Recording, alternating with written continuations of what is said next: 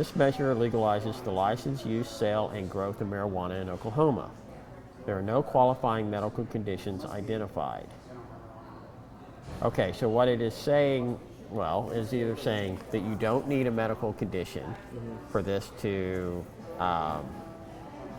for this to be in effect, or it is saying we haven't identified them yet. And then at that point, then they can just go ahead and say, well, only for this, only for this, only for this, and they can condition it. I have no idea what it means. On reading it, it seems to be that they've tried to use that there's certain stipulations that must be met in order to pass that, but they're very minimal. And it seems to be that they could be easy. There's a loophole in everything. I had to read it twice so I could make sure I knew what was exactly being said about it being illegal.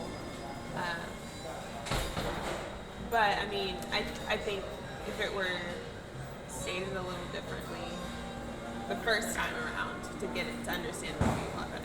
Visited, but we've lived all over the world with my husband being in the military, so we've seen different places and the effects of, you know, drugs, legalization of drugs. You know, it's crazy, it really is.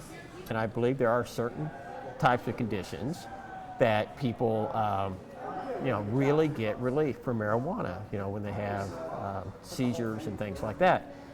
Now, this is a lot cheaper than some of the people I've talked to that have to leave Oklahoma and go to another state just to get medical treatment. No, because it could eliminate the whole situation in general. But with saying no, there will always be those handful of people who will still find a way to get it regardless if it's legal or not.